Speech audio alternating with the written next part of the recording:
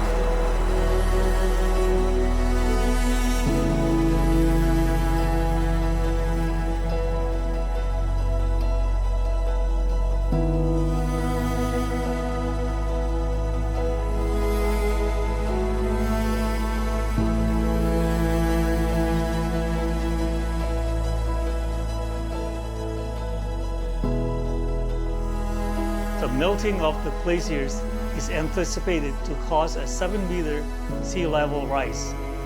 I'm sure one can do the math, but this scenario paints a bleak future for a country like the Marshall Islands.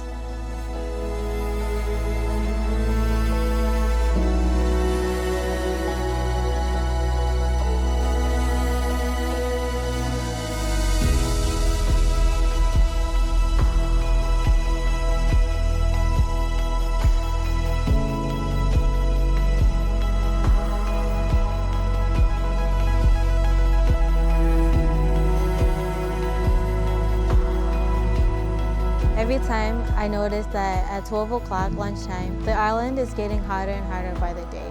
We're seeing extensive droughts. Like right now, we're not supposed to be seeing rain as we've seen the past weeks. So climate change has altered very livelihoods. The more the sea level rises, the less land we get. It's affecting our agriculture. Can't plant anywhere near seawater because the plants are going to die. The king tide that used to happen at about February once a year, it's happening almost every other month. Inundation of water into the land, inland water inundating. The water is now next to the people's house. 海水侵蚀已经到，你看哈，都侵蚀到路边来了，一路上都是这样子啊，然后土地的流失哈，那海岸线被侵蚀哦，这非常明显。这个地方的飞机场，我来看到我吓一跳哦，因为你看这里哦，不是柏油路的机场啊？刚降落的时候呢，其实有些海水都已经打上来了哦，侵蚀它的海岸线呢非常的严重。我们刚沿路看到很多的树啊，都已经往海岸边那边倒下去了哦。潮汐的时候呢，这条飞机跑道呢就不见了，就到海底下去了哦，造成他们生活居民上的影响哦非常的大。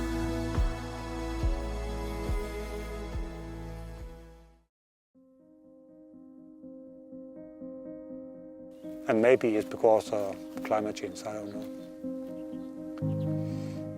But the climate change could also be positive. So we could grow another species of vegetables.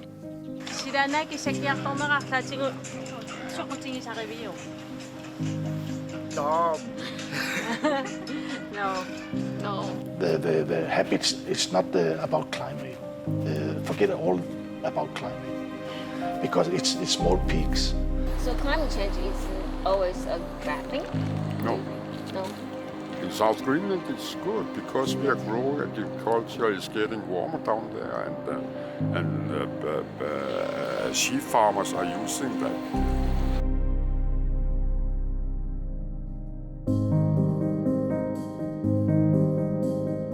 This is good for us. We like that it's getting warmer, and I can see that. I can see why they would want it to be warmer. Some of them said that, not all of them, but I think there was a few where they said it's actually good that it's getting warmer and that they're welcoming some of the changes. But you know, what's good for them is devastating for us. What might seem positive, getting warmer, not being as cold, is actually going to impact our entire livelihoods. I know the position, especially further south or the very south of Greenland, that farmers would claim that the crops are growing faster. They get more to feed the animals with grass and stuff like that.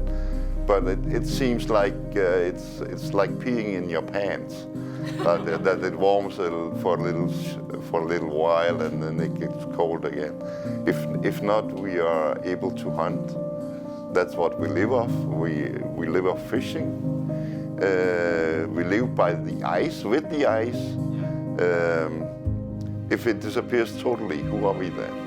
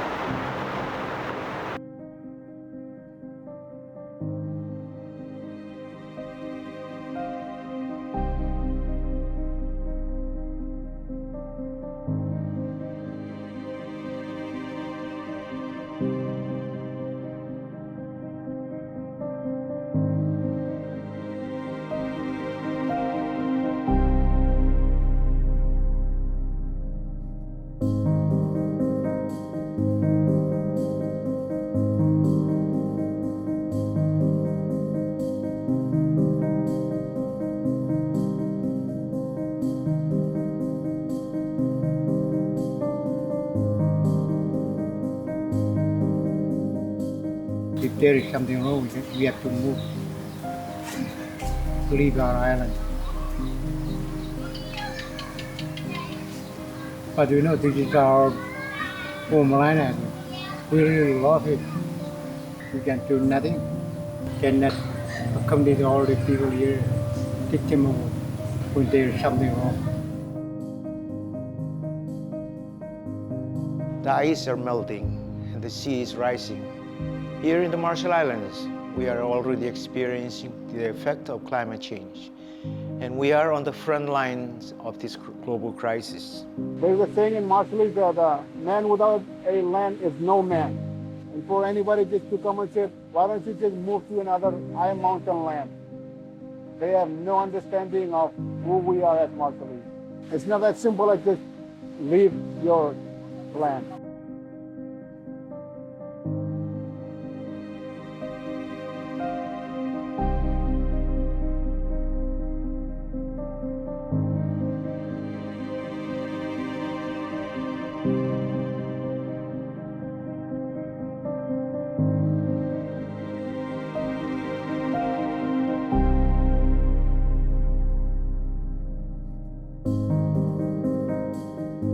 아마도 아리상nok 이마저너스노 좀 공막술nok 안기다 이리와 고시고 이다 지금 But at some point, when the water becomes too warm out here, the shrimp population will then migrate further north.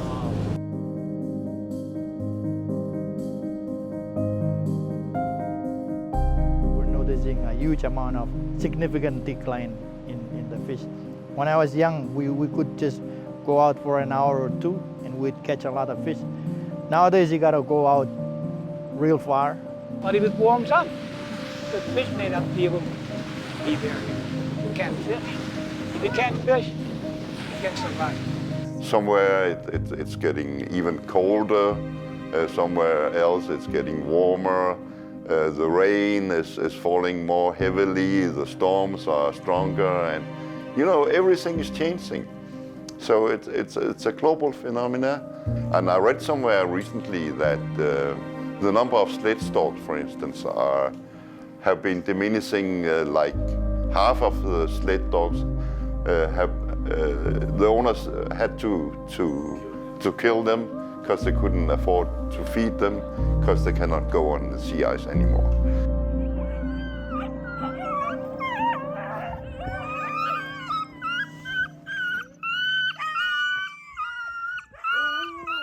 The world will not end. If we get climate change, it will be a new situation. But we will not all die and the earth will not end. It will just be another one. And it's very important that the young people do not panic and say, oh, now everything stops. No, we have to take the challenge to think, to adapt, and to cut back on emissions in a sensible way. but take it easy. Don't panic. And the last 3 IPCC reports have been pretty conclusive in saying it's CO2, we need to lower CO2, it's CO2, we need to lower CO2, it's CO2, we need to lower CO2. I don't think writing more scientific papers is the best way to address this problem. You could hire 1,000 glaciologists and the ice sheet will still melt at the same rate. All we can do is diagnose the scale of the problem. So I think the most important task facing us right now on the climate action is educating people and educating the people in charge, or educating the people who aren't in charge to tell the people who are in charge what to do.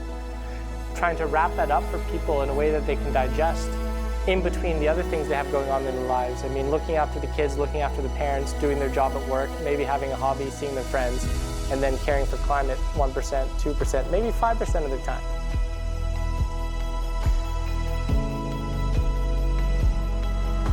A lot of times when we bring up the concept of climate change, they understand what it is.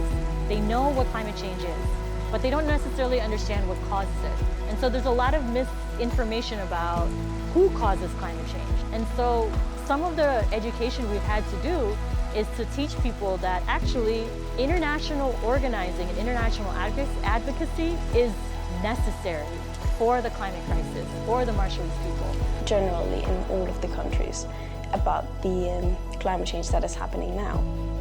Because after all, climate change is under children's rights. Every child has the right to live in good conditions. 解冻格陵兰采访记录团队亲自造访11个城镇，与专家学者、政府官员、当地居民深度访谈。气候变迁已经是不争的事实，因应调适跟积极的付诸行动，才是我们每一位都必须面对的课题。